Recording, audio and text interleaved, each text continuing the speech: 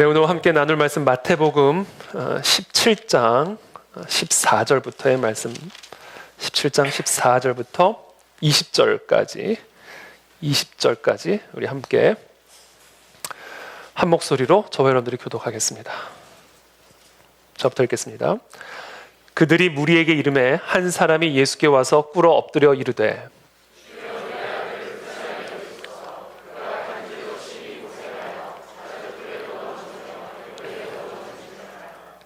내가 주의 제자들에게 데리고 왔으나 능히 고치지 못하더이다.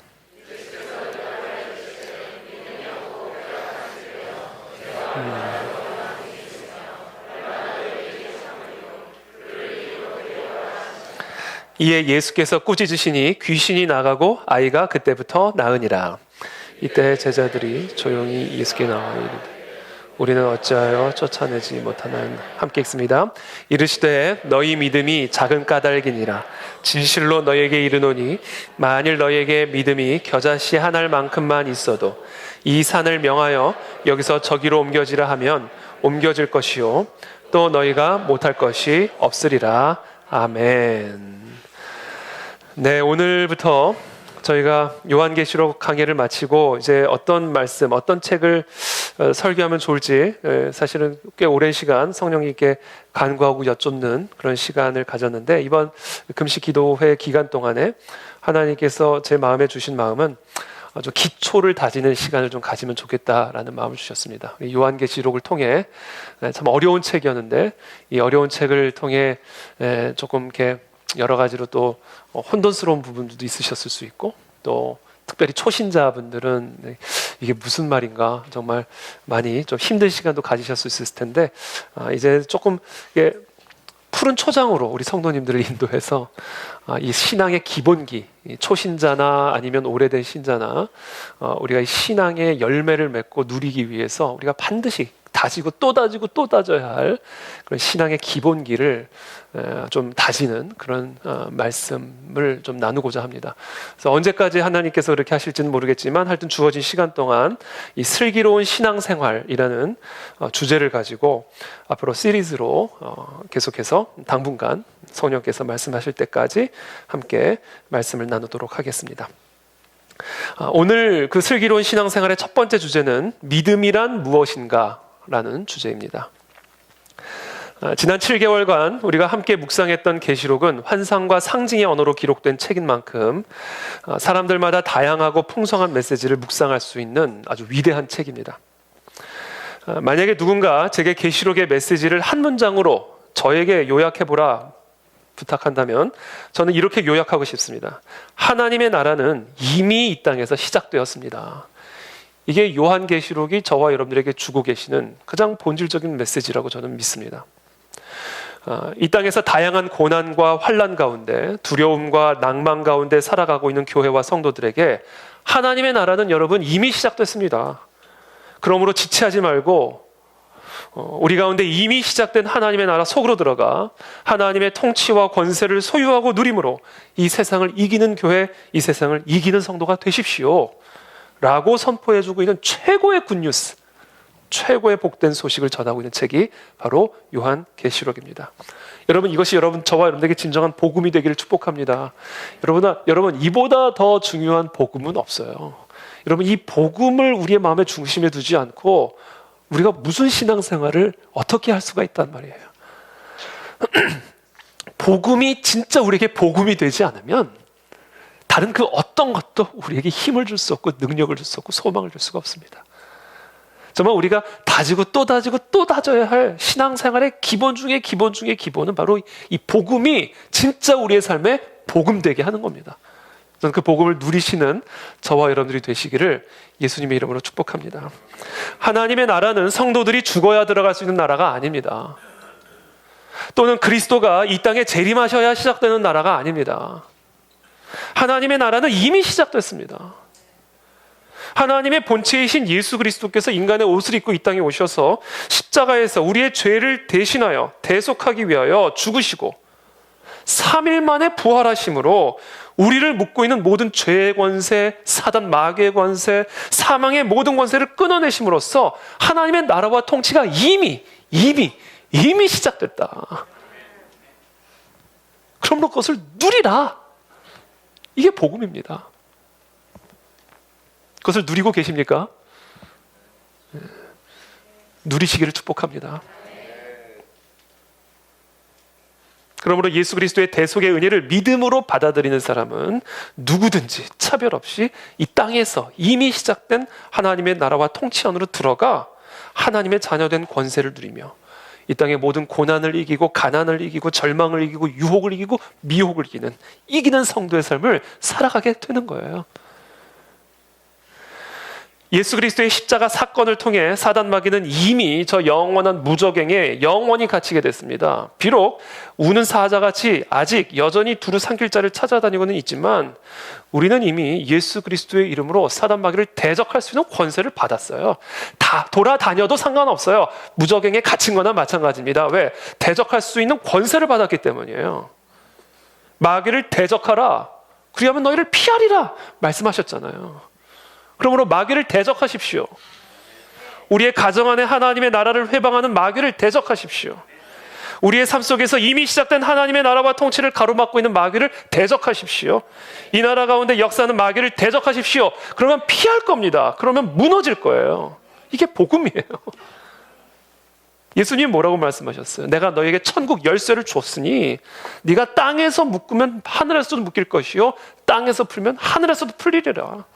이 천국 열쇠가 죽어야 받을 수 있는 게 아니라고요. 주님이 재림하셔야 받을 수 있는 게 아니라고. 이미 우리 모두에게 예수 그리스도의 대속의 은혜를 믿음으로 영접한 모든 자들에게 차별 없이 주셨다고요. 그럼 우리의 문제는 뭔가? 우리에게 이미 주어진 하나님의 나라의 권세와 능력을 믿는 믿음이 없는 게 문제가 아니라 그 믿음을 활용을 하지 않고 있는 게 문제인 거예요. 믿음이 있어요. 여기 계신 분들은 다 믿음이 있으신 분들이죠. 근데 중요한 건 뭐냐면, 문제의 핵심은 뭐냐면 그 믿음을 활용을 하지 않고 있다는 거, 사용하지 않고 있다는 겁니다. 그래서 이미 시작된 하나님의 나라를 누리지를 못하고 있다. 옛 속담에 구슬이 서말이어도 꿰어야 보배라는 말이 있습니다. 여러분, 노래는 부를 때까지 노래가 아니에요. 종은 울릴 때까지 종이 아닙니다.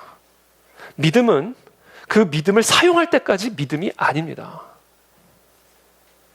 우리가 아무리 주여 주여 내가 믿습니다 라고 외쳐도, 아무리 스스로를 믿음의 사람, 신자라고 소개해도 그 믿음을 실제로 활성화시키기 전까지는 그 믿음은 믿음이 아닌 거예요. 믿음 그 자체로는요 아무런 능력을 발휘할 수가 없습니다. 그 믿음을 사용할 때, 그 믿음을 활용하고 그 믿음을 활성화시킬 때 비로소 우리는 믿음으로 말미암는 이미 시작된 하나님의 나라와 능력을 누릴 수가 있게 되는 거예요. 저와 여러분들 안에 있는 믿음을 활용하시기를 바랍니다. 사용하시기를 축복합니다. 그래서 그 믿음이 살아있는 믿음이 되게 하십시오. 이미 우리 가운데 시작된 하나님의 나라와 통치를 누릴 수 있는 사람, 진정한 믿음의 사람은 믿음이 있는 사람이 아니에요. 믿음을 사용하는 사람입니다.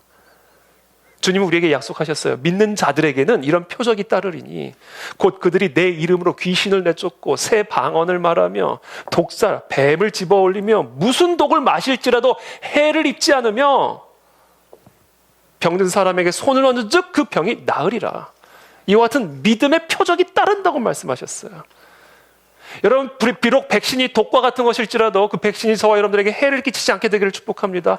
설령 맞으셨을지라도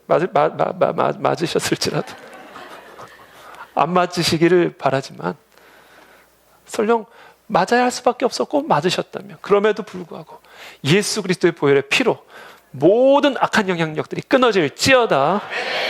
독을 마셔도 해를 받지 않는다 말씀하셨어요. 이게 믿음 있는 사람에게 나타나는 표적이에요.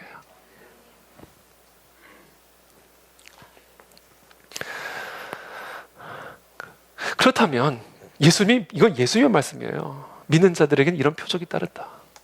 왜 우리에게는 이런 표적이 따르지 않는가? 독이 아니라 밥만 먹어도 왜 우리는 아픈가?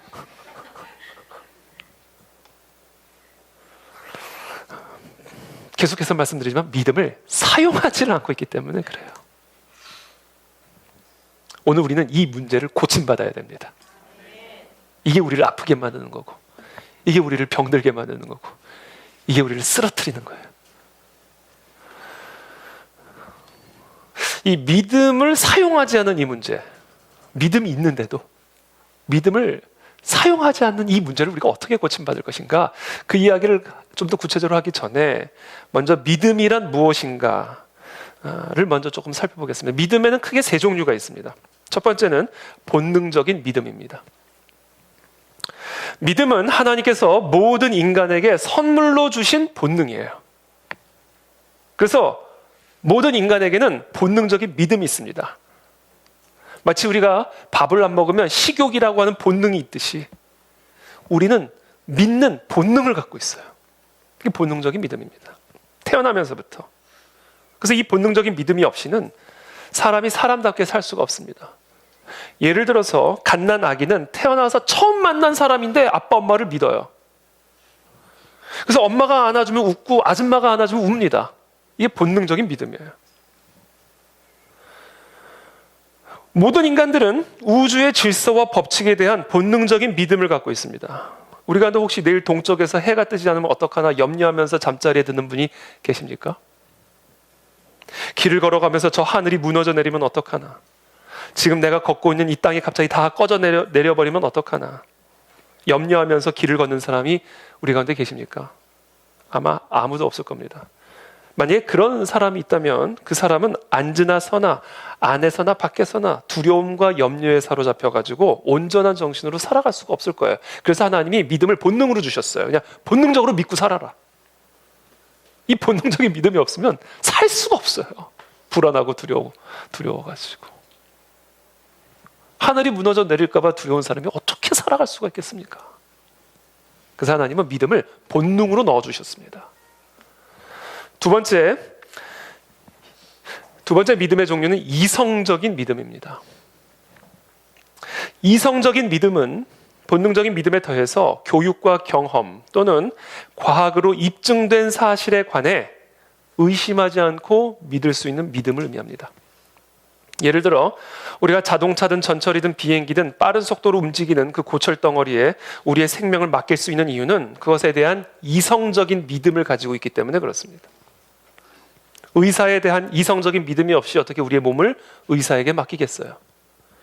은행에 우리의 평생 모은 돈을 맡길 수 있는 이유는 은행에 대한 이성적인 믿음이 있기 때문에 가능한 일입니다. 그래서 이 이성적인 믿음 없이는 우리는 기본적인 일상생활, 사회생활을 할 수가 없어요. 차도 못 탑니다. 전철도 못 타요. 병원도 못 갑니다. 아무것도 할 수가 없어요. 이처럼 그것이 본능적인 믿음이든 아니면 이성적인 믿음이든 우리에게 믿음이 없다면 바꿔 말해서 이 세상에 그 무엇도 그 누구도 믿지 못하고 의심하는 불신만으로 가득하다면 그 사람은 정상적인 인간적인 생활을 할 수가 없고 그냥 온갖 두려움과 염려와 근심과 공포에 사로잡혀서 육체적으로나 정신적으로나 완전히 말라 비틀어져서 고사당하게 됩니다. 공황장애가 그런 거죠.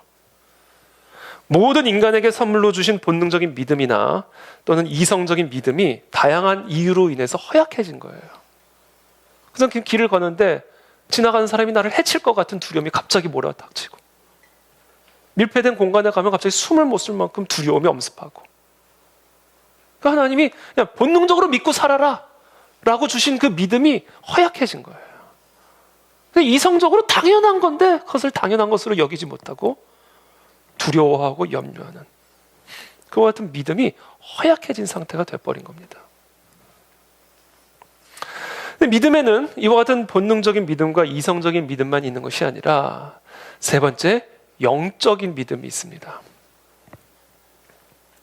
인간은 누구나 본능적인 믿음과 이성적인 믿음을 갖고 있어요. 그러나 이런 본능적이고 이성적인 믿음만 가지고는 하나님을 믿을 수가 없습니다. 왜냐하면 하나님은 영이시기 때문입니다. 그래서 인간의 본능적인 감각으로는 영이신 하나님을 볼 수가 없고 인간의 이성으로는 영이신 하나님을 알 수가 없습니다. 그래서 물질 세계를 초월한 이 영적인 세계에 대한 믿음을 갖기 위해서는 우리 모두에게 영적인 믿음이 있어야 됩니다. 이 영적인 믿음이 없이는 영이신 하나님을 볼 수 없고 알 수가 없습니다.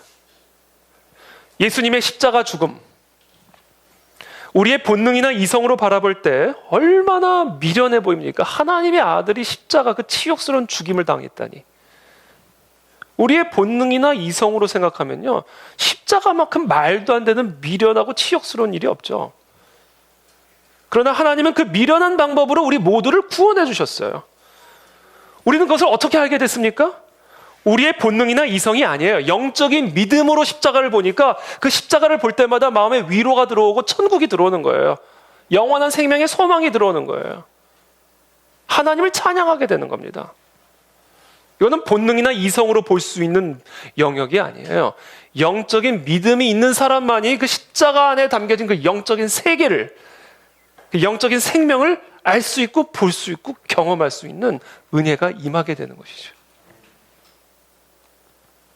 그래서 고린도전서 2장 14절에서 말씀합니다. 육에 속한 사람은 하나님의 성령의 일들을 받지 아니하나니. 자, 본능에 속한 사람, 이성에만 속한 사람, 그와 같은 사람은 하나님의 성령의 일들을 받지 아니하나니, 받을 수가 없어요. 이는 그것들이 그에게는 어리석게 보이며 또 그는 그것들을 알 수도 없나니 그러한 일은 오직 뭐로만? 영적으로 분별되기 때문이라.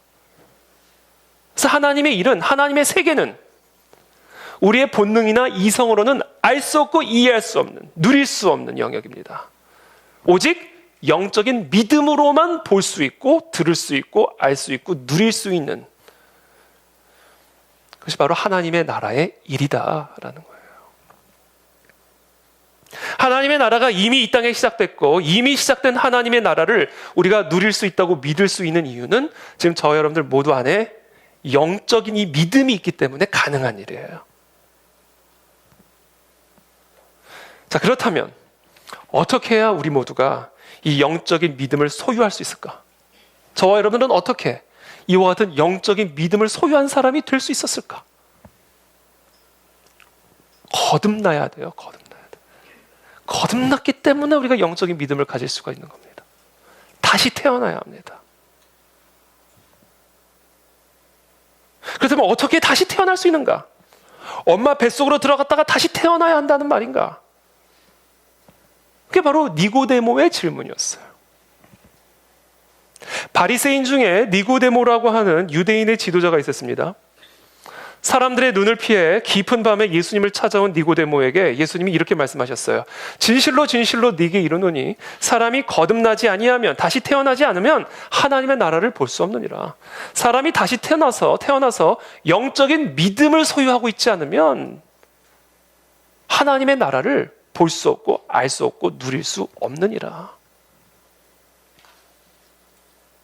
하나님의 나라를 볼 수 있는 영적인 믿음을 가진 사람이 되기 위해서는 거듭나셔야 됩니다. 다시 태어나셔야 돼요. 그래서 니고데모가 이르되 사람이 늙으면 어떻게 날 수 있사옵나이까? 이렇게 다 장성한 사람이 다시 어떻게 태어난다는 말입니까? 두 번째 모태에 들어갔다가 날 수 있사옵나이까? 다시 엄마 뱃속에 들어갔다 나오라는 말입니까? 여러분, 이게요, 본능과 이성에 갇혀있는 사람의 전형적인 반응이에요. 영의 언어를 이해를 못합니다. 영의 세계를 이해를 하지를 못해요. 영의 세계를 육적으로만 보니까 이게 무슨 말입니까? 다시 엄마 뱃속으로 들어가란 말입니까? 그래서 예수께서 대답하시되 진실로 진실로 네게 이르노니 사람이 물과 성령으로 나지 아니하면 하나님의 나라에 들어갈 수 없느니라. 육으로 난 것은 육이요 영으로 난 것은 영이니 내가 네게 거듭나야 하겠다 하는 말을 놀랍게 여기지 말라. 자, 지금 내가 하는 얘기를 오해하지 말라. 육으로 난 것은 다시 들어갔다 나와도 육이다. 지금 너가 다시 태어나야 한다라는 이야기는 엄마 뱃속에 들어갔다가 다시 육으로 태어나야 한다는 말을 의미하는 것이 아니라 너의 영이 다시 태어나야 한다는 말을 하는 것이다.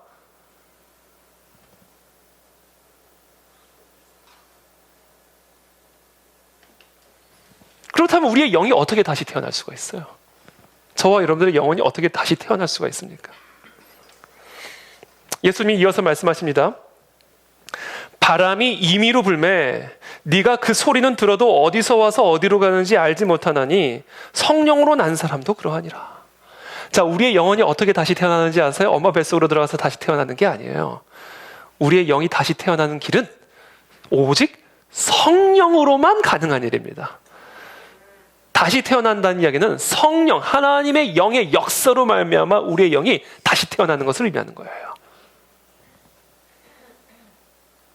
우리의 영혼이 거듭나는 일은 전적으로 성령의 역사로만 이루어질 수 있는 일입니다. 마치 우리가 바람의 소리는 들어도 그 바람이 어디서 와서 어디로 가는지 전혀 알 수 없는 것처럼 우리가 언제 어디서 어떤 방식으로 성령 하나님의 일에 의하여 우리의 영이 거듭났는지는 우리는 도무지 알 수가 없습니다. 내가 어쩌다 이렇게 됐지? 알 수가 없어요. 나 같은 사람이 어떻게 영의 세계를 보고 영의 세계를 이해하고 십자가를 보면서 찬양을 하고 어떻게 나 같은 이성적인 사람이 하나님을 예배하고 있지? 물론 우리가 정확한 사건의 때는 기억할 수 있죠. 이 시간, 이때, 이 장소에서 이런 체험이 있었고 이런 사건이 있었고 이런 계기가 있었다라고 딱 적시해서 표현할 수는 있겠죠. 그러나 실제로 우리의 영이 거듭나게 된 사건은 언제 어디서 어떤 방식으로 이루어졌는지는 마치 바람이 어디서 불어서 어디로 가는지 알 수 없는 것과 마찬가지로 알 수가 없어요. 이것은 결국 무슨 얘기예요? 우리의 영혼이 거듭나는 일은 처음부터 끝까지 어떤 사건 때문도 아니고 나의 의지적인 결단 때문도 아니라 오직 성령 하나님의 주권적인 역사로 말미암아 이루어지는 일이다라는 거예요.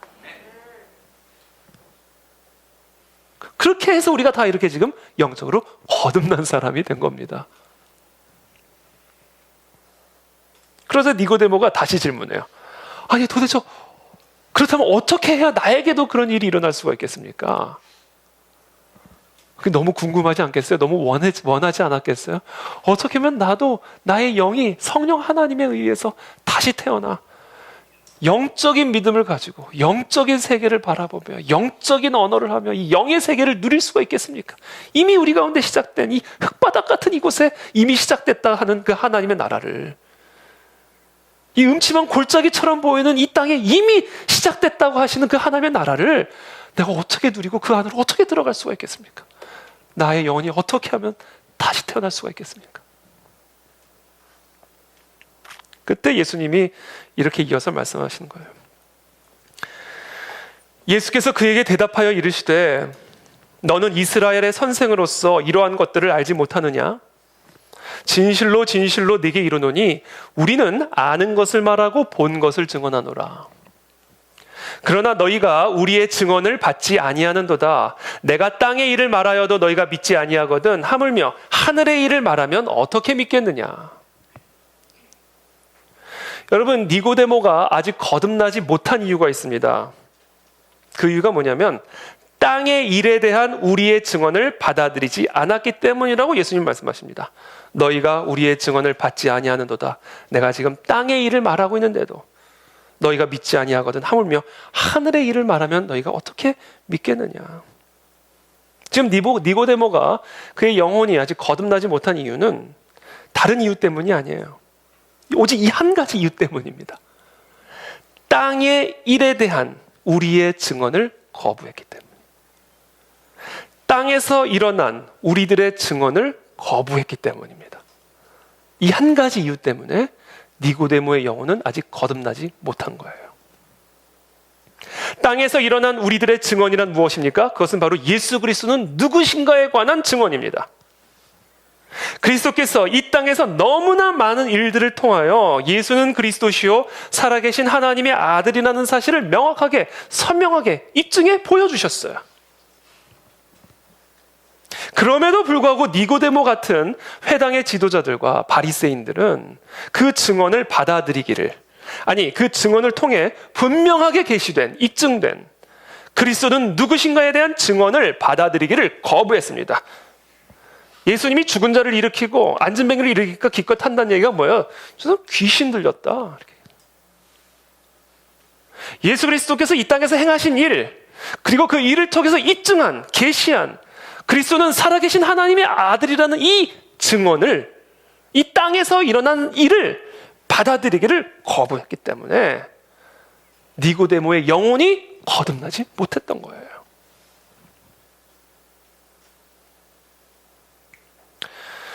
우리 가운데에도 혹시 니고데모 같은 사람들이 있을지 모릅니다. 유대인의 회당에 소속은 되어 있지만 바리새인의 혈통에서 태어나 어려서부터 철저한 신앙적인 교육을 받고 자랐지만 정작 예수 그리스도가 누구신가에 관한 역사적인 사실, 이 역사적인 증언을 받아들이기를 거부하고 있는 사람들, 그런 사람들이 우리 가운데 있을지 모릅니다. 혹시 우리 가운데 니고데모가 있다면 이 땅에서 일어난 예수 그리스도에 관한 그 역사적 사실에 관한 증언을 받아들이시기를 축복합니다. 그 사실 안에 담겨진 그리스도는 누구신가에 관한 이 예수님의 증언을 여러분 받아들이시기를 축복합니다. 여러분, 이와 같은 사실, 예수는 누구신가? 예수께서 이 땅에서 행하신 그 모든 역사적 사실에 대한 증언을 통해 예수는 그리스도시요 살아계신 하나님의 아들이라는 사실을 믿음으로 받아들이는 이 일에 있어서는 영적인 믿음을 요구하는 게 아니에요. 여러분, 예수님을 받아들이기 전까지는 그 사람은 영적으로 거듭날 수가 없습니다. 그러니 그 믿음을 갖기 위해서 영적인 믿음이 있어야 된다는 것은 말이 안 되죠. 예수는 그리스도시요 살아계신 하나님이라는 이 역사적 사실을 받아들이기 위해서는 영적인 믿음이 필요한 게 아니라고요. 왜냐하면 그것을 받아들여야 영적인 믿음이 우리 가운데 생기는데. 이해되셨죠? 거듭나지 않은 사람은 영적인 믿음을 가질 수가 없어요. 그리고 예수 그리스도가 누구신가에 관한 역사적 사실을 받아들이기 전에는 영적인 믿음을 가질 수가 없습니다.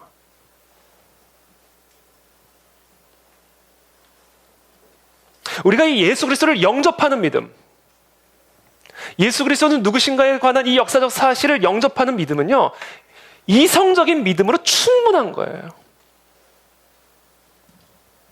왜냐하면 이것은 이 땅에서 우리의 육안으로 확인할 수 있는 역사적 사실이었기 때문에 그래요. 여러분, 우리가 이순신 장군이 거북선으로 왜군을 물리친 것을 믿기 위해서 영적인 믿음이 필요합니까? 이순신의 영이 임해야 보여요? 이성적인 믿음으로 충분해요. 왜? 역사적인 증언을 기록해놨기 때문에. 역사적인 사실에 대한 기록이 있기 때문에 우리는 그것을 이성적으로 믿으면, 아, 이순신 장군이란 분이 있었고 이분이 거북선을 만들어서 왜군을 물리쳤구나 라는 사실을 받아들이게 되어 있어요.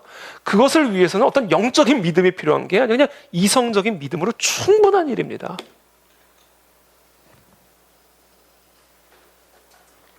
예수 그리스도를 믿음으로 영접하는 것도 동일한 거예요. 거기서 말하는 믿음은 영적인 믿음이 아니라 이성적인 믿음이지. 복음서의 저자들은 그들 가운데 일어난 사실, 그들이 목격한 역사적 사실에 대한 기록을 통해서 저와 여러분들 모두에게 예수는 그리스도시요 살아계신 하나님의 아들이라는 사실을 정확하게 전달해주고 있습니다. 우리 중에 이루어진 사실에 대하여, 누가의 말이죠, 우리 중에 이루어진 사실에 대하여 처음부터 목격자와 말씀에 일꾼된 자들이 전하여 준 그대로 내력을 저술하려고 붓을 든 사람이 많은지라.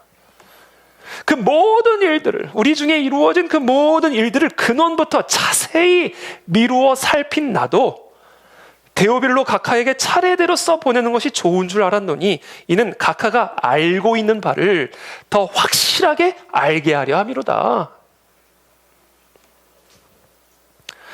여러분, 지금 누가는요, 데오빌로에게 예수님이 누구신가를 그냥 덮어놓고 믿으라고 이 글을 쓰고 있는 게 아니에요.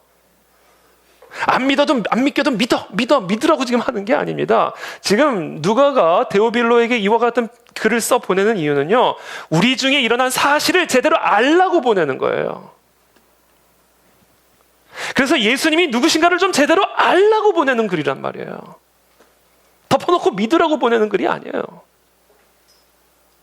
그래서 내가 근원부터 자세하게 살펴가지고 기록하였으니 이것을 읽고 당신이 알고 있는 바를 조금 더 확실하게 알기를 원하노라.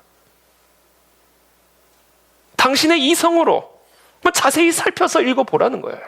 이분이 누구신지를, 이분이 사람인지를, 이분이 지금 귀신의 영으로 일하는 분인지를 당신의 이성적인 생각으로 살펴보라는 겁니다.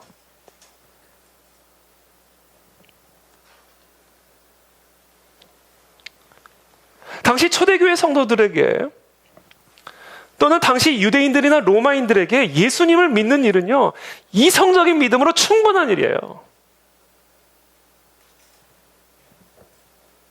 왜냐하면 그리스도를 육안으로 볼 수 있었기 때문에 그래요.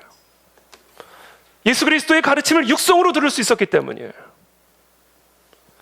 그리스도가 누구신가에 관한 일이, 사건이 영적인 세계가 아니라 물질 세계 안에서 일어나는 일들이었기 때문에 그들의 이성적인 믿음으로 충분히 예수는 그리스도시요 살아계신 하나님의 아들이라는 사실을 받아들일 수 있는 일이었단 말이에요.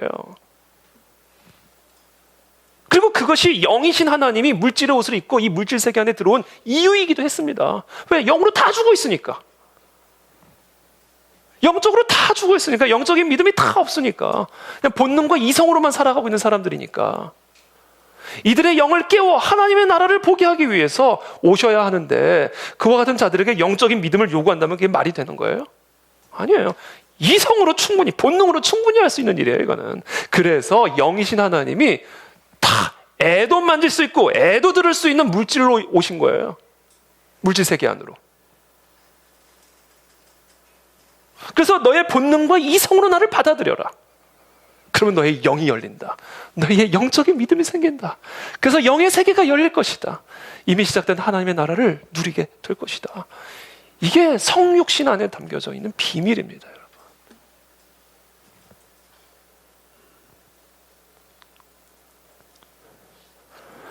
바로 그런 이성적인 믿음으로 예수가 그리스도이심을 믿게 된 의사 누가가 그 모든 일의 근원보다 자세하게 조사한 이 역사적인 기록을 통해서 데오빌로와 또는 데오빌로 같은 불신자들에게 예수 그리스도를 너의 이성적인 믿음으로 좀 받아들일 것을 전도하고 있는 거예요.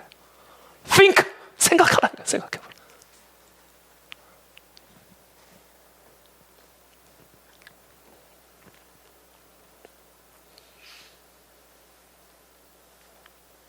그때 우리가 그렇게 이성적인 믿음으로 예수 그리스도께서 행하신 일들을 감감히 살펴보고 자세히 미루어 살펴봐서 그 예수 그리스도, 이분은 좀 하나님이시구나 라는 사실을 우리가 받아들일 때, 그때 우리는 영적인 믿음을 갖게 되는 겁니다. 이게 예수님이 오늘 거듭날 수 있는 비밀을 오늘 우리에게 가르쳐주고 있는 거예요. 저는 아직 니고데모 같은 분들이 있다는 것을 오늘 받아들이길 축복합니다. 자세히 미루어 살펴보십시오. 이분이 누구신지를. 그러면서 예수님이 이렇게 말씀하세요. 니고데모에게. 요한복음 3장 13절입니다. 하늘에서 내려온 자, 곧 인자 외에는 하늘에 올라간 자가 없느니라. 모세가 광야에서 뱀을 든 것 같이 인자도 들려야 하리니 이는 그를 믿는 자마다. 여기서 말하는 믿음은 뭐예요? 이성적인 믿음이에요. 본능적인 믿음입니다. 우리 중에 이루어진 사실을, 우리의 증언을 받아들이는 자마다 영생을 얻게 하려 하십니다. 여기서 말하는 영생은 영원한 생명. 하나님이 세상을 이처럼 사랑하사 독생자를 주셨으니 이는 그를 이성적으로 받아들이는 자들마다, 우리 중에 이루어져 있는 사실을 통해서 그분이 하나님의 독생자라는 사실을 영접하는 자마다, 믿는 자마다 멸망하지 않고 영생을 얻게 하시려 함이라. 여기서 영생은 영원한 생명을 일단 1차적으로 의미는 하는데, 이것은 사실 신학적으로 우리가 한번 해석을 해본다면 이건 단순히 영원한 생명을 의미할 뿐만 아니라 육적인 생명이 아닌 영적인 생명을 의미하는 것으로도 해석할 수가 있다고 저는 믿습니다. 그리고 이 영적인 생명이 바로 영적인 믿음이에요. 영적인 믿음이 영적인 생명을 주어 영생, 영원한 생명을 그 사람에게 부어 넣는 겁니다. 그래서 영적인 생명은 곧 영적인 믿음이요, 영적인 믿음은 그 사람에게 영원한 생명을 불어넣습니다. 그래서 영원한 생명, 영적인 생명, 그 다음에 영적인 믿음, 다 동의어라고 저는 묵상했어요. 똑같은 걸로 생각하시면 돼요. 우리가 영원한 생명을 자꾸 시간적인 개념으로만 생각하는데요. 영원은요, 시간적인 개념을 초월한 개념이죠. 영원은 시간적인 개념을 초월한 거예요. 이 영적인 세계, 영적인 생명, 영적인 믿음을 주려함이라 이렇게 말씀하시는 거예요. 그 너희가 이 물질 세계 안에 물질의 옷을 입고 이 땅에 오신 예수 그리스도, 그리고 그분이 해가신 일을 통해서 계시된, 입증된 그리스도는 누구신가에 관한 이 증언을, 역사적 사실을 당신들의 본능과 이성으로 받아들이면 그 안에 영적인 믿음이 생겨날 것이고, 그 영적인 믿음은 당신들 안에 영적인 생명을 불어넣어 영원한 생명, 이미 가운데 시작된 하나님의 나라를 받아 누리게 만들 것이다 라고 예수님이 말씀하고 계시는 거예요.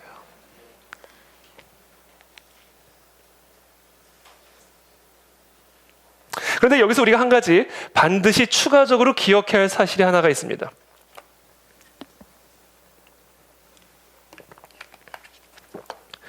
비록 우리의 이성적인 믿음으로 예수 그리스도를 받아들일 수 있고 또 받아들여야만 함에도 불구하고 우리의 이성은 태초의 아담과 하와의 원죄로 말미암아 타락한 상태, 하나님을 거역하고 거부하는 그런 타락한 본성의 지배를 우리의 이성이 받고 있다는 사실을 동시에 우리는 또 기억해야 됩니다. 그래서 우리가 다른 불신자들에게 예수님에 대해서 가르쳐준다고 해서, 이 역사적 사실들을 가르쳐준다 해서 그들이 그냥 자연스럽게 그래, 이순신의 거북이란, 거북선 받아들이듯이 받아들이는 게 아니에요.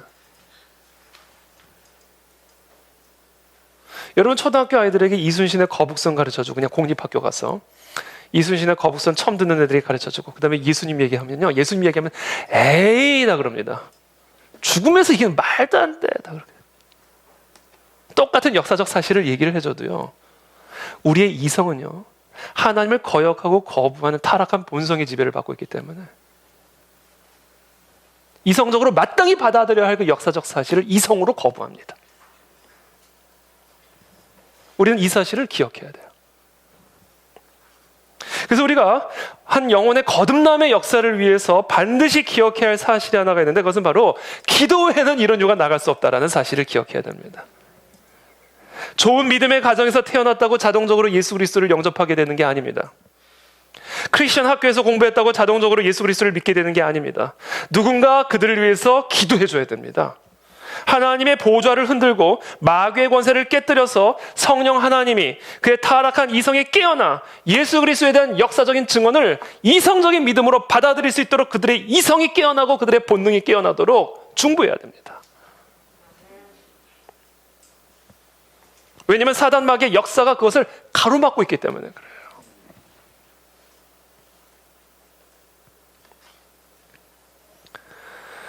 우리가 예수 그리스도를 믿음으로 받아들여서 영적으로 거듭나게 되면요, 비로소 우리는 그때 영적인 믿음을 가진 사람, 영의 세계를 볼 수 있고 영의 세계를 누릴 수 있는 사람, 즉 그리스도인이 되는 겁니다. 저는 우리 모두의 그와 같은 역사가 일어나게 되기를 축복합니다. 그리고 그것을 누리게 되기를 축복합니다. 그렇다면 믿음의 사람이라고 다 같은 믿음의 사람인가? 믿음의 사람이라고 다 동일한 하나님의 나라를 지금 누리고 있는가? 다 동일한 하나님의 능력이 그들의 삶 속에서 나타나고 있는가? 아니죠. 왜냐하면 다 믿음은 있지만 그 믿음의 분량, 믿음의 그릇이 사람들마다 다 다르기 때문에 그래요. 똑같은 하나님의 약속을 받아놓고도 그 약속을 받아 실제로 누리는 정도의 차이는 다릅니다. 왜냐하면 믿음의 분량이 다 다르고 믿음의 그릇의 크기가 다 다르기 때문에 그래요. 하늘에서 똑같은 물을 부어줘도 그 물을 받는 그릇의 크기에 따라 받아낼 수 있는 물의 양이 달라집니다. 하나님이 우리에게 주신 약속은 남녀노소를 불문하고 차별이 없이 다 동일합니다. 그러나 그 약속을 누리는 정도는 사람들마다 다 달라요. 말씀드린 것처럼 믿음의 분량이 다르고 믿음의 그릇이 다르기 때문에 그래요. 그러면 그 믿음의 분량이 다르고 그 믿음의 그릇이 다른 이유는 무엇인가? 거듭난 그 믿음, 그 거듭난 영적인 믿음의 성장의 정도가 다 다르기 때문에 그래요. 여러분, 믿음의 크기, 믿음의 분량은 운명론적으로 결정된 게 아니에요. 누구나 거듭났을 땐 다 베이비입니다. 그럼 왜 어떤 사람의 믿음의 크기는 크고 어떤 사람의 믿음의 분량은 작은가? 그 거듭난 믿음이 성장하는 정도가 달랐기 때문에 다른 겁니다. 그래서 어떤 사람은 신앙생활은 오래 했는데 믿음은 어린아이의 믿음 수준으로까지밖에 아직 성장하지 못한 경우들도 있는 것이고, 어떤 사람은 청년기의 믿음, 또는 어떤 사람은 성숙한 어른의 믿음을 가지고 있는 거예요. 그래서 이와 같은 믿음의 성장의 정도에 따라 동일한 약속을 받고도 실제로 누릴 수 있는 하나님의 권세, 하나님의 은혜는, 그 은혜의 정도는 다 달라요. 물론 믿음이 약한 사람도 구원은 받죠. 거듭났으니까.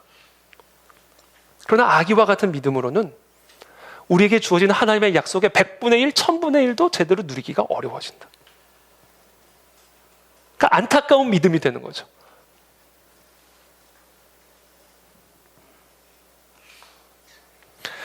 로마서 14장 1절입니다. 믿음이 연약한 자를 너희가 받되 그의 의심하는 바를 비판하지 말라.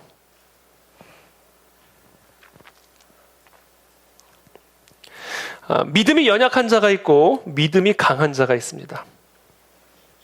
어떤 사람은 기도할 때 추호의 의심도 없이 믿음을 가지고 나아가는데, 어떤 사람들은 자꾸 마음속에 의심하면서 자꾸 뒷걸음질 치죠. 이처럼 믿음이 연약한 자가 있고 믿음이 강한 사람이 있어요.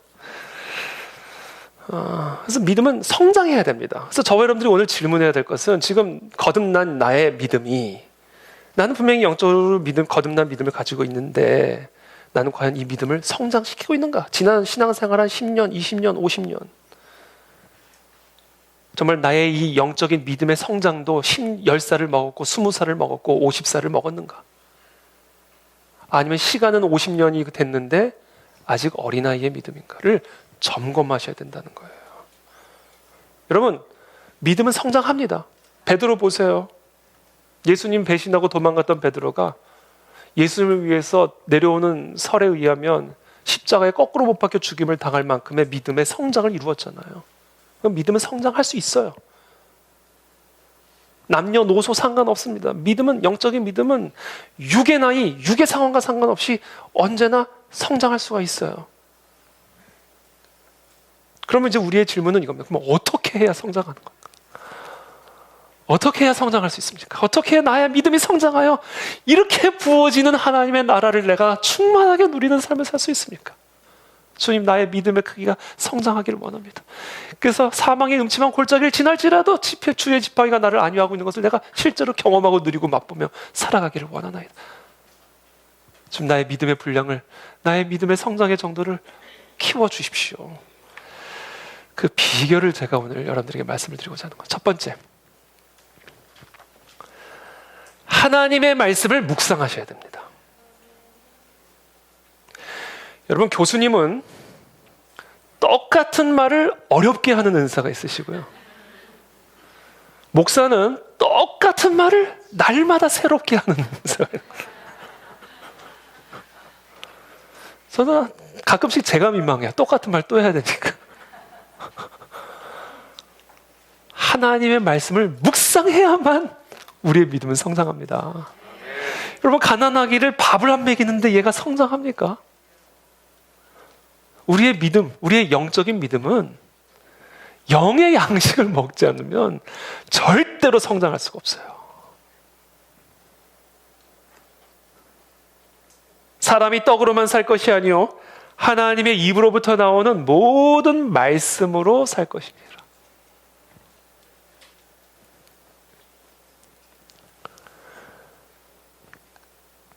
본능과 이성으로만 살아가는 사람들은요, 육신의 떡만 먹어도 얼마든지 살 수 있어요. 본능과 이성으로만 사니까. 그러나 믿음의 사람은, 영적인 믿음으로 살아가는 사람은 육신의 떡만 가지고는 살 수가 없습니다. 그렇게 살면 그 사람의 믿음은 완전히 굶어 죽게 되어 있어요. 더 이상 믿음으로 살 수 없는 사람, 믿음으로 살지 않는 사람이 돼버립니다.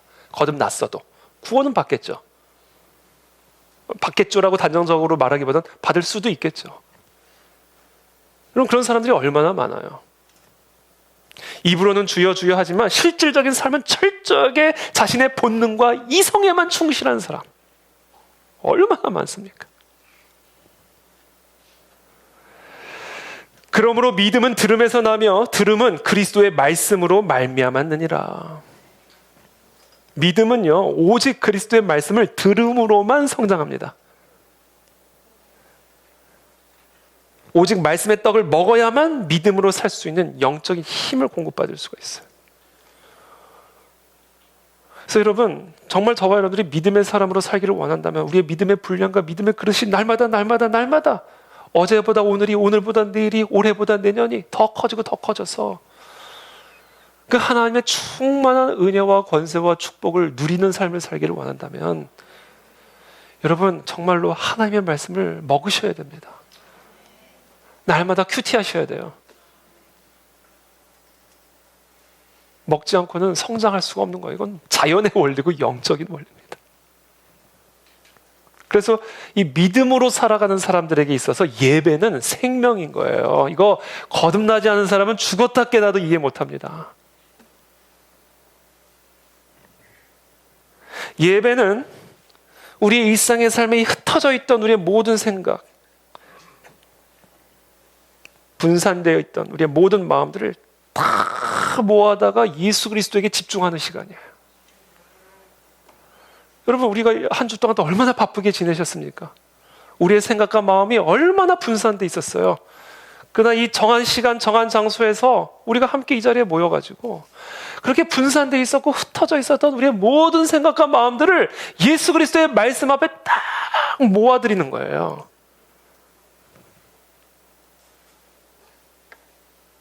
물론 이 모든 것이 단 1시간 만에 이루어지는 건 아니에요. 물론 우리는 2시간을 하지만 1시간 만에 이루어지는 건 아니에요. 매주마다, 매일마다 일상의 삶을 중단하고 우리의 모든 분산된 생각과 마음과 영혼을 하나님의 말씀으로 집중시키는 이와 같은 예배의 시간이 축적이 되면서 우리의 믿음의 분량이 커져가는 겁니다, 여러분.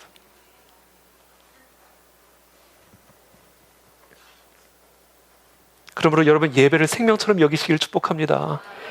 하나님의 말씀을 듣는 일을 가볍게 여기지 않게 되기를 축복합니다. 여러분, 제가 항상 이 자리에 서기 위해서 한 주 동안을 어떻게 지내시는지 여러분, 전 가끔씩 이걸 CCTV로 녹화를 해서 좀 보여드렸으면 좋겠다는 생각이 들어요. 제가 일주일을 24시간을 어떻게 지내는지 이 자리를 위해서. 저도 사실은 좀 성도님들하고 식사 교제도 하고 싶고 여기저기 좀 방문도 해서 좀 교제도 하고 싶고 어디 이렇게 놀러 가는 사진 보내주시면 지금 장난하시나 이런 생각. 농담입니다. 너무 기뻐요. 여러분들이 행복해하시는 모습 보면 저는 기뻐요. 꼭 제가 놀아야 노는 겁니까? 여러분들이 노는 게 제가 노는 거예요. 아, 정말이에요. 농담은 아닙니다만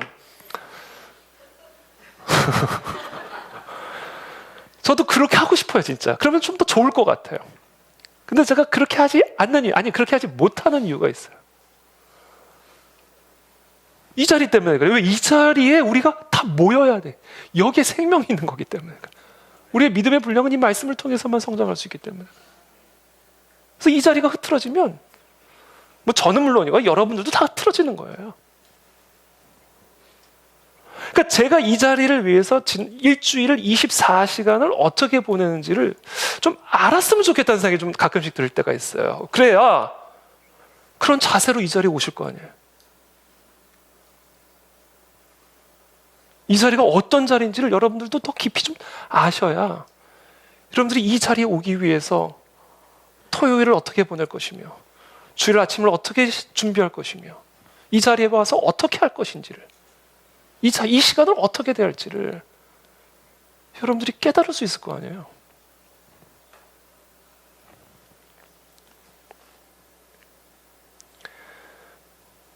여러분, 하나님의 말씀을 듣는 것이 영적인 믿음의 생명입니다. 이 시간이 생명이에요. 그래서 여러분 이 시간을 생명처럼 여기시기를 축복합니다. 두 번째, 우리의 믿음의 분량이 성장하기 위해서 우리의 믿음이 그릇이 커지기 위해서 우리에게 필요한 게 있어요. 저는 이건 정말 생략하고 싶은데 생략할 수가 없어요. 연단이 필요합니다. 이거는 뭐 피할 수가 없습니다. 여러분, 운동선수가 밥만 먹어가지고 운동할 수 있습니까? 물론 운동선수를 하려면 밥을 먹어야죠. 좋은 식단에 영양분이 있는 음식을 섭취해야 육적인 힘이 나오고, 그래야 운동을 하고 금메달도 따죠. 그런데 밥만 먹어서 되냐고요. 훈련을 해야 될 거 아니에요. 땀을 흘리며 눈물을 흘리며 잠을 쪼개가며 하고 싶은 거 참아가며 팔 근육을 훈련시키고 다리 근육을 훈련시키고 심신을 훈련시키고, 그래야 먹은 밥의 에너지가 정확하게 그 운동을 향해 쏟아 부어질 수 있을 것 아니에요. 그래서 자연적인 원리나, 그러니까 육적인 원리나 영적인 원리나 동일해요. 연단, 훈련, 시련이 없이는 영적인 믿음은 성장할 수가 없고요, 영적인 그릇은 커질 수가 없습니다. 이건 정말 피하고 싶지만 피할 수 없고, 생략하고 싶지만 생략할 수 없는 하나님의 원리입니다. 우리가 우리 삶 속에서 시련을 만나게 될 때, 그 시련은 우리의 믿음을 시험하는 시련이 됩니다. 거듭난 사람에게는. 그러니까 거듭나지 않은 사람에게는 영적인 믿음이 없기 때문에 시련은 시련이에요. 피해야 되고 더러운 것이고, 부적을 붙이고 다녀서라도 피해 다녀야 되는 거예요. 그러나 이 영적인 믿음을 가진 거듭난 사람에게 시련이 오면요, 그 시련은 자동적으로 우리의 믿음을 시험하는 시련이 됩니다. 우리는 믿음으로 사는 사람들이기 때문에 그래요.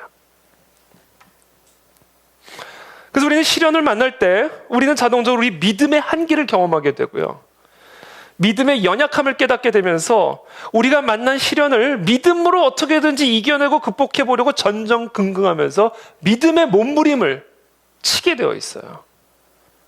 그래서 그런 시련이 없었다면 주일만 간신히 나와서 예배 드렸을 사람들이 새벽에 나와서 예배 기도하고, 금요철에 나와서 기도도 하고, 그것도 부족하니까 금식하면서 기도하고,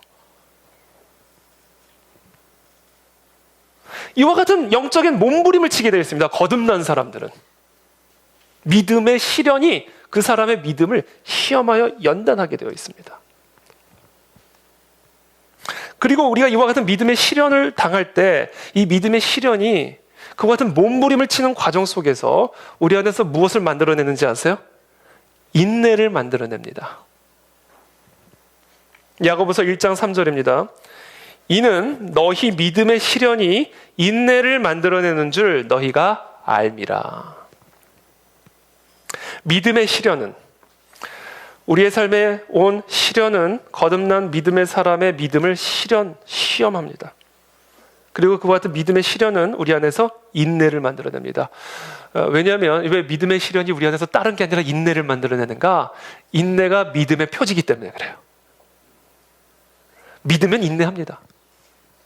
믿으면 기다려요. 믿지 못하니까 못 기다리는 거죠. 그렇죠? 믿음은 인내입니다. 강한 믿음의 표지는 인내예요.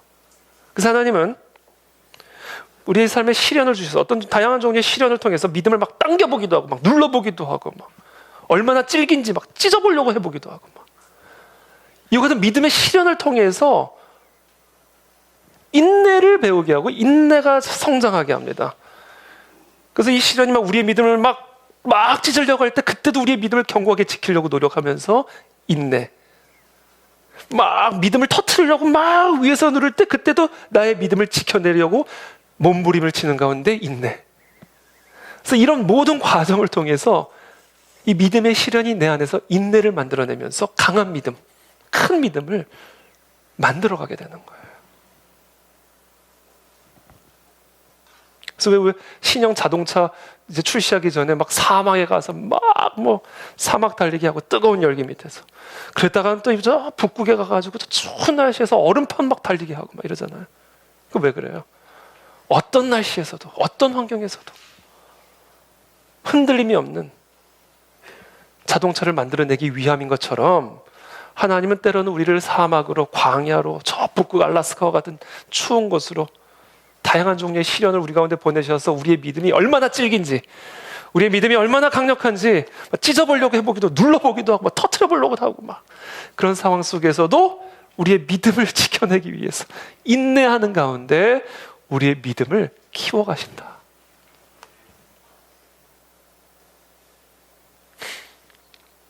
그래서 여러분 성경의 힘을 보세요. 아브라함 보십시오. 모세를 보십시오. 야곱을 보시고 요셉을 보십시오. 예수님을 보세요. 예수님 33살 33년의 생애를 사셨는데 그 중에 3년만 공생애예요. 30년은 무명의 시절입니다. 그러니까 30년 동안 연단 받으신 거예요. 예수님이 딱 공생애 시작하면서 광야에서 사단 마귀 딱 물리치고 공생애 시작하는 건요, 예수님이 지난 30년을 어떻게 훈련 받으셨는지를 보여주는 아주 단편적인 사건이에요.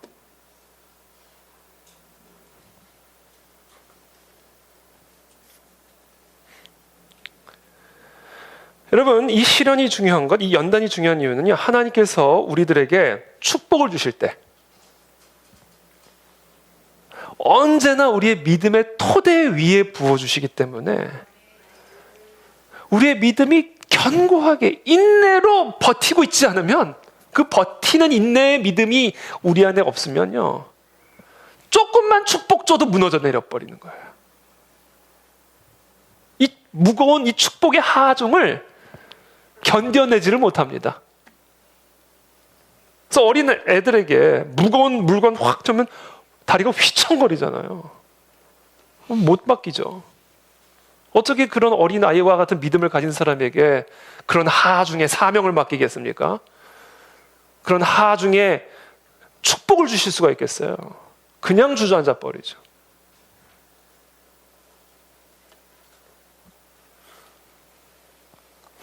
그래서 여러분, 우리가 정말 하나님의 축복, 하나님의 더 큰 사명을 정말 우리가 받기를 원한다면요, 하나님은 예외 없어요. 아브라함, 모세, 야곱, 요셉 보십시오.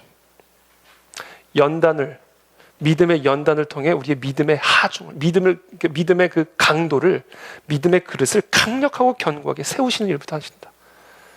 그래서 믿음의 성장을 위해서는요, 생략하고 싶지만 생략할 수 없는 이 연단의 과정들이 반드시 있다는 사실을 여러분 기억하시고 감사하시길 축복합니다. 혹시 연단 가운데 있다면 여러분, 지금 하나님이 우리의 믿음의 그릇을 키워서 더 많은 축복을 부어주시고자 하시는 하나님의 섭리라는 사실을 여러분 속지 말고 믿으시길 축복합니다. 그래서 여러분, 하나님께서 축복 안 주신다고 불평하시면 안 돼요. 축복 주면 지금보다 더 불행해질 게 분명하기 때문에 주실 수가 없는 거예요. 그냥 무너져 내릴 텐데요. 그러니까 축복 안 주신다고 불평하시면 안 돼요. 축복을 받을 준비를 하셔야지. 나는 지금 결혼할 준비가 다 됐는데 왜 배우자를 안 주시는 거예요? 이런 말씀 하시면 안 돼요. 왜 하나님이 배우자를 안 보내는 줄 아세요? 결혼하면 더 불행해지니까 안 주시는 거예요. 준비되지 않고 축복을 받으면 반드시 불행해집니다. 그게 뭐든, 그게 배우자든, 그게 뭐든. 준비되지 않은 축복은 축복이 아니라 저주요 재앙입니다. 그래서 여러분, 죽을 때까지 준비가 안 되면요, 죽을 때까지 못 받아요. 왜냐하면 재앙이기 때문에 그래요. 감사하게 여기셔야 돼요.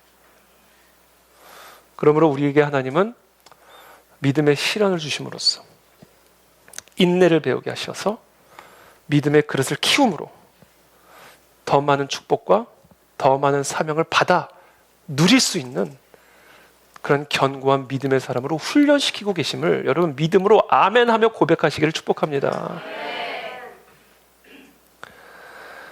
우리가 좋아하는 값비싼 다이아몬드가 있죠. 이 값비싼 다이아몬드의 원재료가 흑연입니다. 흑연 분말이에요. 검은 숟가루 같은 거죠. 근데 그 검은 숟가루 같은 게 아주 오랜 시간 동안 내리누르는 지압을 받고 또 뜨거운 지열을 받아가지고 다이아몬드가 되는 거예요. 1955년에 미국 회사 제너럴 일렉트릭이 인공으로 다이아몬드를 만들어내는 방법을 개발했습니다. 그 방법이 뭔가 1400도에서 2000도에 이르는 초고온과 그리고 5만에서 10만 정도 되는 초고압을 이 다이아몬드의 원재료인 흑연 분말, 이 검은 숟가루 같은 것에서 막 가하는 거예요. 1400에서 2000도 5만에서 10만의 초고압을 이 흑연 분말에 쫙 시카할 때 그 흑연 분말이 다이아몬드로 변화되는 거라는 거예요. 이 흑연 분말 같은 우리들을 다이아몬드 같은 영적인 믿음의 사람으로 변화시켜 가는 방법도 동일하다. 그 방법은 초고열과 초고압이다. 혹시 열받고 계시는 일 있습니까? 지금 여러분들을 다이아몬드로 바꾸고 계시는 과정을 믿으시길 축복합니다. 혹시 압박을 받고 계세요? 초고압으로 억눌림을 당하고 있는 일 있습니까? 지금 흑연 분막가루 같은 우리들을 믿음의 다이아몬드로 변화시키기 위한 하나님의 섭리라는 사실을 그냥 믿음으로 아멘 하세요. 지금 완벽하게 믿겨지지 않아도 그게 사실이니까. 네. 마지막 세 번째입니다.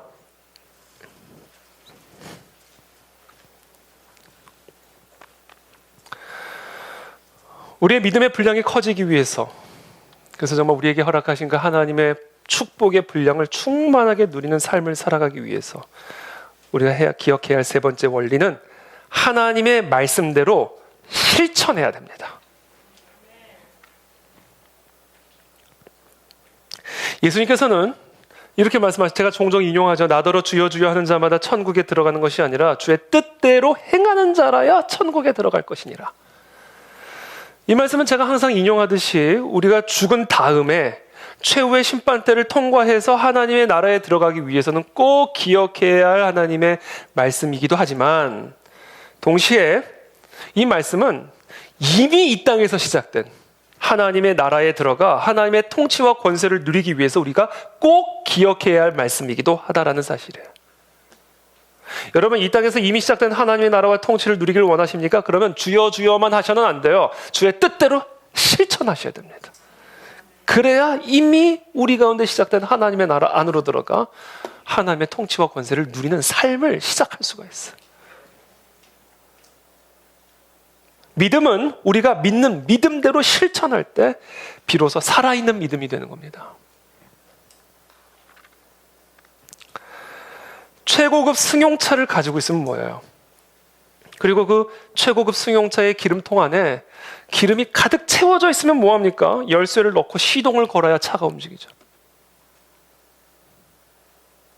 하나님을 믿는 우리 모두는 하나님의 말씀을 믿음으로 실천할 때 하나님의 그 모든 약속에 시동을 거는 일이 되는 거예요. 우리의 믿음을 활성화시킨다? 우리의 믿음을 사용한다? 우리의 믿음을 활용한다는 것은요, 하나님이 우리에게 주신 그 약속대로 내가 먼저 실천하는 것을 의미하는 겁니다. 그게 우리가 이 믿음을 사용하는 거예요. 우리의 믿음에 시동을 거는 겁니다. 이 열쇠를 넣고 차에 시동을 거는 거예요. 그때 하나님이 일을 하기 시작하세요. 내가 천국 열쇠를 내게 주리니, 천국을 여는 열쇠를 내게 주리니,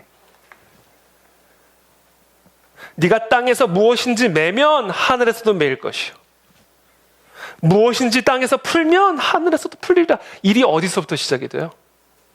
하늘에서부터 시작이 돼요? 아니면 땅에서부터 시작이 돼요? 땅에서부터 시작이 됩니다. 내가 먼저 묶으면 하늘에서도 묶인다는 겁니다. 내가 먼저 풀면 하늘에서도 풀린다라는 거예요. 이게 우리에게 주어진 천국 열쇠니까 하나님이 우리에게 주신 이 약속의 말씀을 너희의 삶의 실천을 먼저 하라. 먼저 천국 열쇠로 시동을 걸어라.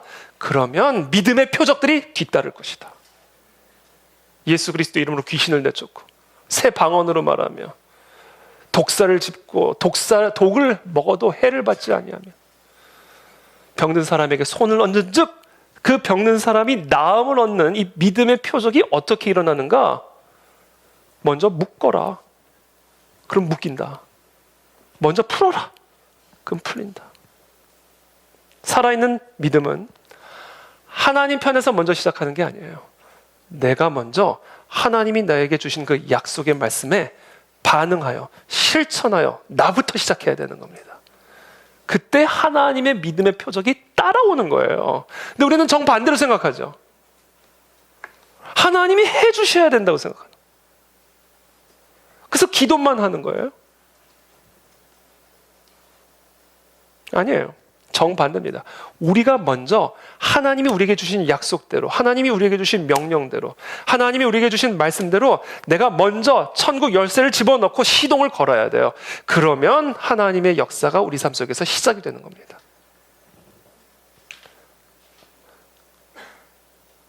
여러분, 요단강 건널 때 보세요. 이스라엘 백성들이 출애굽하고 나서 이제 가나안 땅에 들어갈 때 요단강 건너잖아요. 근데 어떻게 해요? 요단강이 그 당시에요, 가장 물살이 셀 때예요. 이 물 뭐라 그래요? 이 물의 그 양이 제일 많을 때입니다. 그때가 그 요단강 건널 때, 이스라엘 백성들이 요단강 건널 때, 그때 그 시즌이 요단강의 강물이 가장 넘실거리고 가장 가파를 때, 이 물살이. 근데 그때 어떻게 했습니까, 여러분? 그들이 그 물살 앞에서 기도했어요? 갈라지도록? 갈라지면 내가 걷겠습니다 그랬습니까? 그게 믿음이었어요? 우리는 그렇게 믿음이라고 생각하죠. 그래서 막 새벽에도 나와 기도하고 철야하면서 기도하고, 그것도 안 되면 금식하면서 기도하면서 하나님이 일하실 것을 기다리고 있잖아요, 넉넉고. 정반대라는 거예요. 이스라엘 백성들이 어떻게 요단강 건넜어요? 그 넘실거리는 요단강 물에 발을 먼저, 언약궤를 맨 제사장들이 먼저 발을 내디뎠어요. 그냥 물살이 강력하게 그냥 휘몰아치는 그 요단강에 발을 먼저 얹으니까 그때서야 요단강 물이 끊어졌다, 그렇게 얘기했어요. 여러분, 요단강 물이 끊어지면 건너는 게 아니에요. 그게 하나님이 역사하시는 방식이 아닙니다. 하나님은요, 가라 명령했으니까 가면 끊어주시는 거예요. 끊어준 다음에 가는 게 아니라는 거예요. 이게 믿음이라는 겁니다. 이게 실천하는 믿음이에요. 그래서 언제나 이 믿음의 역사는요, 나부터 시작해야 돼요. 그 다음에 하나님의 역사가 따라가는 겁니다. 우리는 정반대죠. 하나님이 역사하시면 따라가겠다. 아니에요.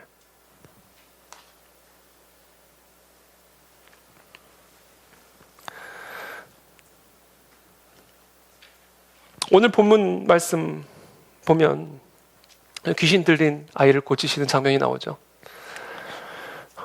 귀신 들린 아들을 둔 아버지가 이제 예수님의 이제 제자들에게 찾아와가지고 이 아들을 좀 고쳐달라고 했는데 제자가 고치질 못해요. 고치질 못합니다. 땀을 뻘뻘 흘리면서 기도하는데 고치질 못해. 이 우리들의 모습 아닙니까? 새벽에도 기도하고 철야도 기도하고 금식하면서 기도하는데 아무 일도 안 일어나잖아요.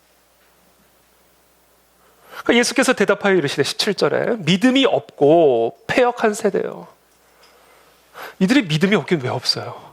예? 지금 믿음으로 고치려고 그렇게 낑낑대면서 땀을 흘리고 있는데 믿음이 없긴 왜 없어요? 근데 예수님 말씀하세요. 믿음이 없고 패역한 세대요. 내가 얼마나 너희와 함께 있으며 얼마나 너희에게 참으리요 그를 이리로 데려오라 하시니라. 이에 예수께서 꾸짖으시니 귀신이 나가고 아이가 그때부터 나으니라.